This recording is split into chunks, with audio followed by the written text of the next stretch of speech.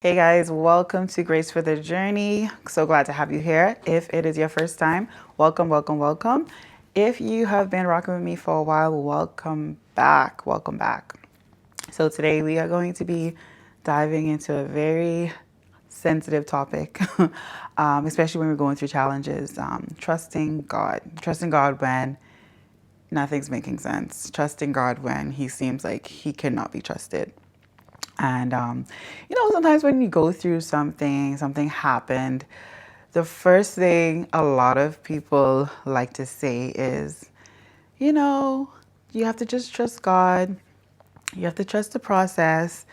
And while it's true, sometimes it's just people just trying to make you feel better, and it comes off sometimes as cliche, and you don't really want to believe it because it's like you don't really understand what I'm happening. You don't understand what I'm going through. You don't get it, and you're just telling me to trust God.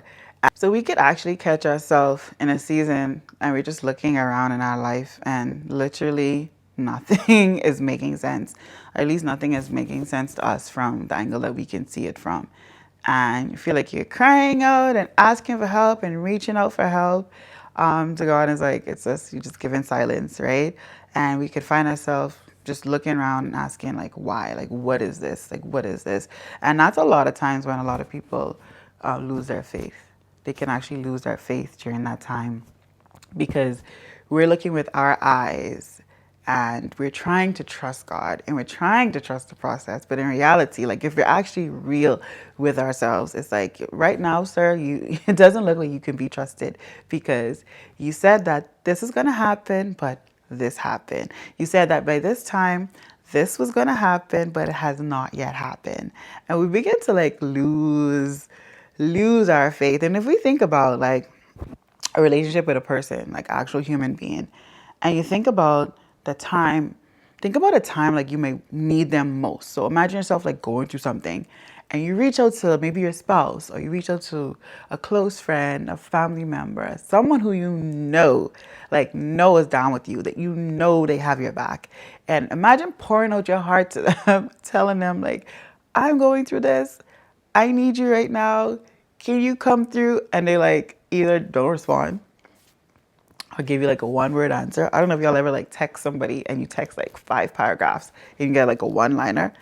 So the feeling like that's attached to that, like feeling rejected, feeling like you've been left alone, feeling like, yo, I thought you had my back and you just like ghosted me, right? And it's the same thing that can happen when we're trying to walk this process and walk this journey of trusting God when things are just going haywire and people are saying in your ear, just trust him, just trust him. And it's getting annoying because you're in it, right? You're in the situation and you know you're supposed to trust him. You know you should trust him. But realistically, like it's super hard sometimes in those situations to actually be like, God, I'm crying and hurting, but I trust you, right? It doesn't happen like that all the time. It's not easy to forget everything that's happening in your life, to forget everything that has happened, and to just be like, I'm just going to trust you. So, like, how do we actually trust God when it feels like the circumstances are working against us, right? How do we still believe in somebody that we cannot see physically with our eyes who says that they love us when we may have had people that actually we can see who said that they've loved us and they may have betrayed us before, but yet now we have to put our faith in somebody who created us. We can't see them, but it feels like you created me for me to go through torture, right? Sometimes some situations actually feel that heavy and it's like, I don't get it. God, I don't understand what's happening. I don't get it. But what I would say, and we'll dive into it, in a moment when God feels like he cannot be trusted, in that moment where you're feeling like I can't trust God right now, that's the one time you need to trust him the most. And it makes no sense a lot of times. Like it doesn't seem logical. It really does not seem logical, but we only can see so far, with our eyes. We are limited to what we can see. But he can see far beyond. He can see our situation now. He can see who we will be when we get out of that situation. He knows what it is that we need to gain when we're going through. He knows what we will actually learn through the tests and the trials. And this is another cliche phrase that I used to hear a lot. But and to be honest, it's true. But when you're in it, you don't really want to hear it all the time, right? It'd say that during a test, that's when the teacher is quiet. So the teacher has taken their time to teach you. You've gone to lecture after lecture after lecture, but now it's time for the test. They're not talking. They're like silent, right? You can't ask them questions in that moment. They want to see what you know and what you've learned.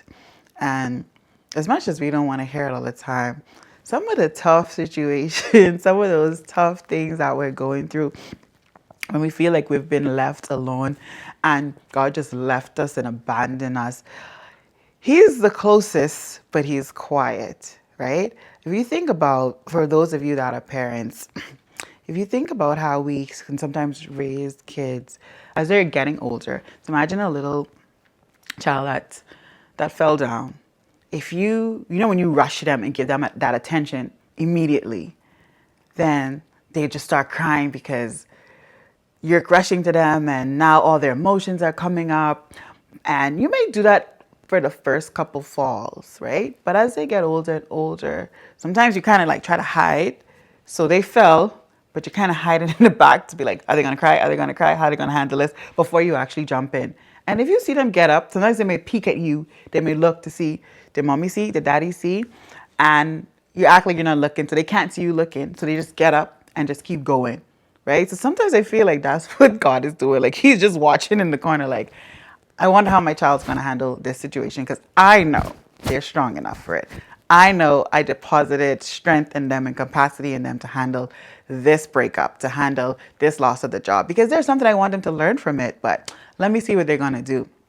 I sometimes feel like He's like peeking around the corner and it's like, hello, can you just come and rescue me from this situation right now? Because I don't like how it feels and I don't want to be in this right now.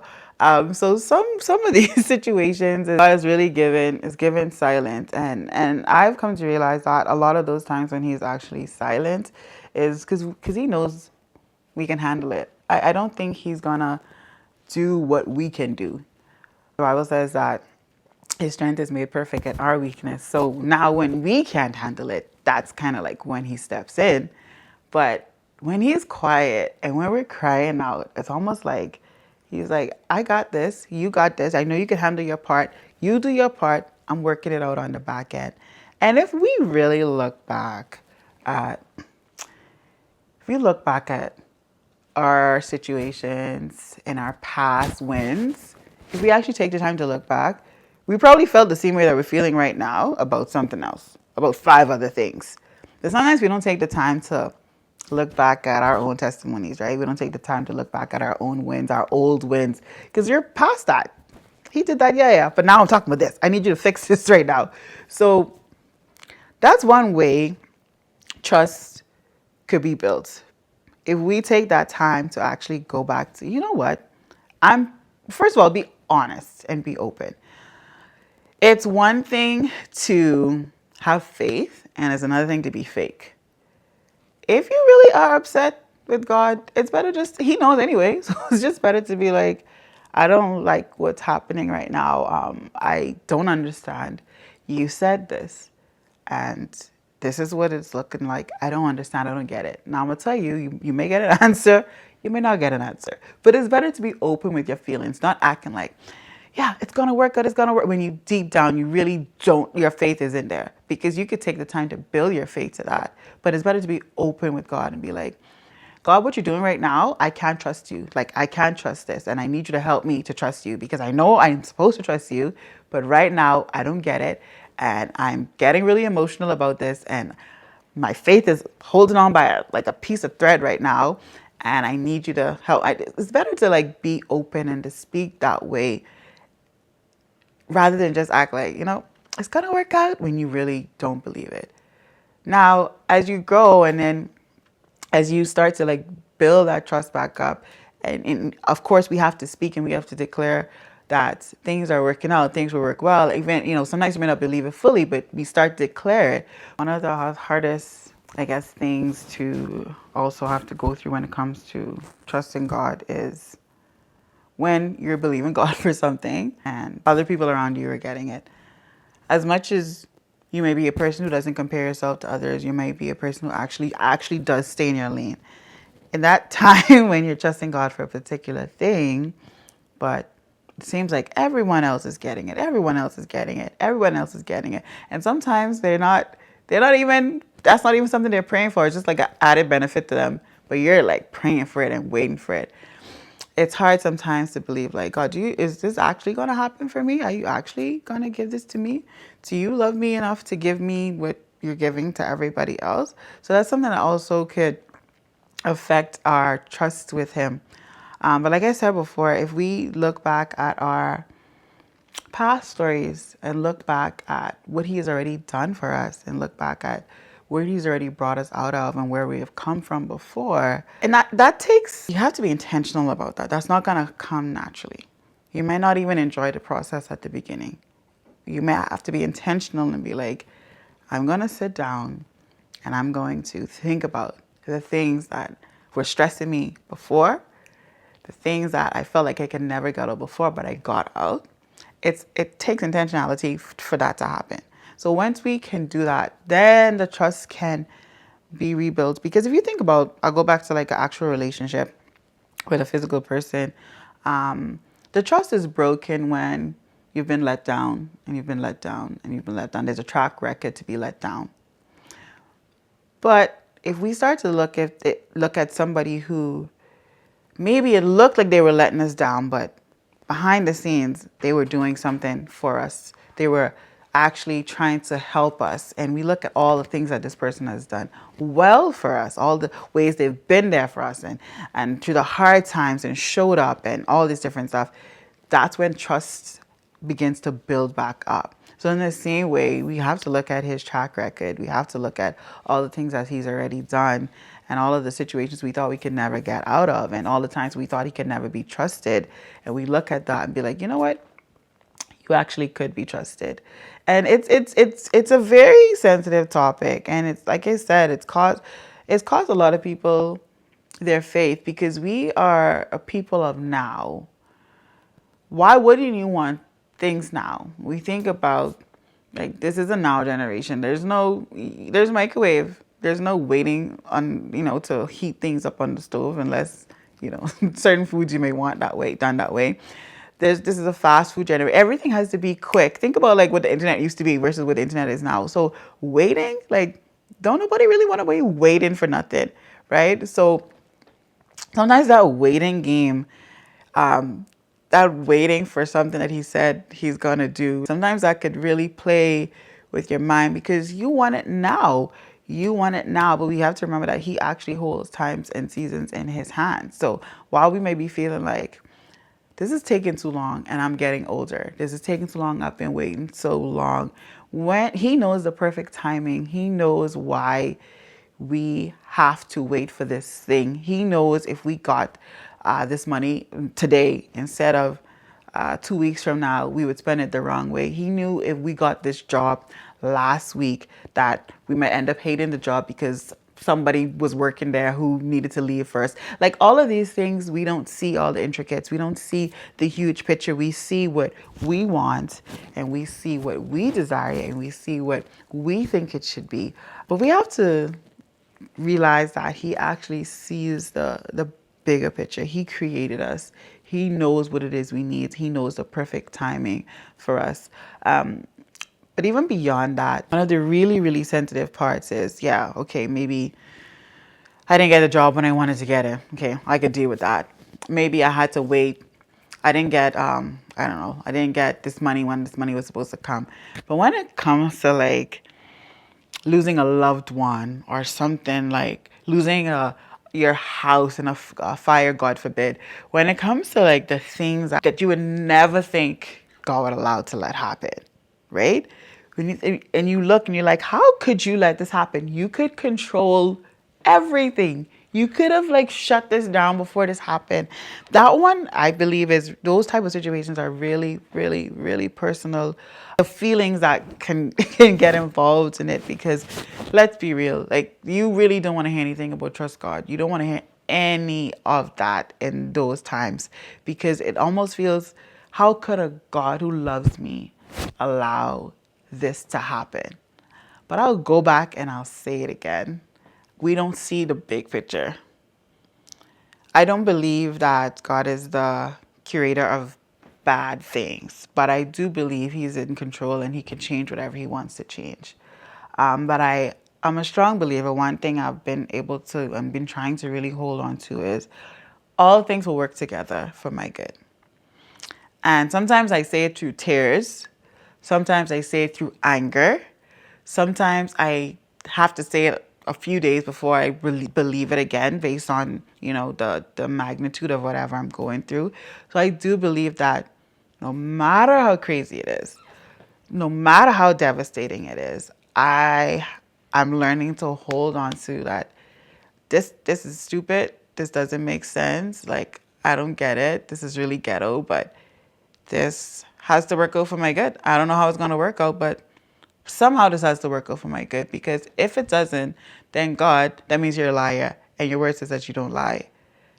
So in the deepest situations when it's like, I cannot believe someone that loved me would allow this to happen to me. I cannot believe the God that created me would allow me to go through this. The times when it's the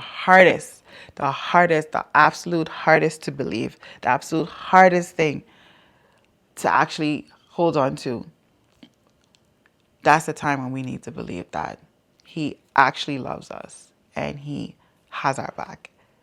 And that takes a lot of faith. That takes a lot of faith.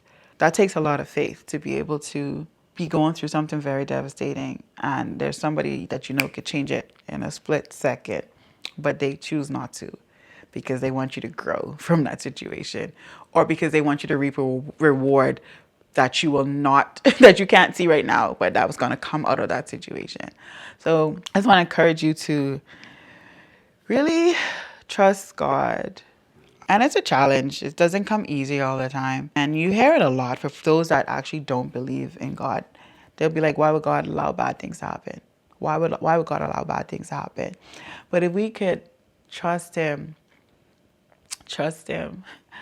in the hardest times and hold on, do whatever you need to do to hold on to that trust. Whether you need an accountability partner, whether you need to put affirmations up all around your house, whether you need to spend an hour of saying affirmations every day, whether you need to reread every single win that you've had before and go back and be like, well, how bad was it before I had that win? Whatever you need to do, I'm going to challenge you to, in the times when God seems like He cannot absolutely be trusted, in the times when He seems like the worst person to trust Him and hold on. Keep fighting, like keep pushing, like stay in it. Don't give up. Don't give up. We hear trust the process all the time, trust the process all the time. But I tell you, if you could I dare you to find me one success story, just one true success story without some craziness happening in that person's past. Find me one person who hit success without going through something devastating. Sometimes I'm like, why do we have to why do we have to go through this? Like, what is the point of all of this? Can you just make life easy? Like, you could do it if you wanted to. But hang in there. Hang in there. I'm talking to you as I talk to myself. Hang in there, and just trust the process. Just trust that it will all work out for your good. It will all work out for your good. It will work out in a ways that, yeah, the happy ending will be so big that something that you couldn't even imagine. Trust that joy comes in the morning, and weeping it just endures for the night. So at the end of all the weeping, at the end of all the trials, you will smile, you will celebrate. And if you think about, I want you to think about someone, a sprinter, right? Or maybe not even a sprinter, but someone who runs track, and they are fighting pushing to get to the finish line. Think about all of the lactic acid buildup, like all of the pain that they're enduring, but all they're like seeing ahead is like, I must reach this finish line because there's a prize that's waiting on me. When they're done, they're panting. They're trying to talk to the reporter, but they're panting, but they're happy, they're excited. After they rest and they do whatever, I don't know, physiotherapy they need to do or soak and all that stuff, stretch, the next day, the next week, what are they talking about? They're showing off their medal. They're getting interviewed. They're happy now. Do you think they're thinking about the pain they were in back then? Probably not. Probably not thinking about that pain. They're probably so excited that they were able to fight through all that pain and see themselves cross that finish line. So I want to see you cross that finish line. I want to see me cross that finish line. So hang in there through the pain, hang in there through the hurt, hang in there when you feel like, God, I don't know where you are, but I'm just going to trust you that you're close by. Trust that God will not, the word that he says that he will not give us more than we can bear. And we say it a lot, but we need to actually internalize it and believe it. Like, if he says he's not going to give you more than you can bear, and he also says that his strength is made perfect in your weakness. If he has not stepped in or stepped into the way you can see him step in, that means you can handle it and you keep going. But know that when there's no more left, his strength is going to step in and he's going to carry you. And at the end of the day, you will cross that finish line. You will get all the promises that he has for you. And you'll be just thinking about the prize. You won't remember the pain that you went through only when it's time to share it to help somebody else. So have a good one. And just remember, hang in there. You've got this. Hang in there. Trust the process.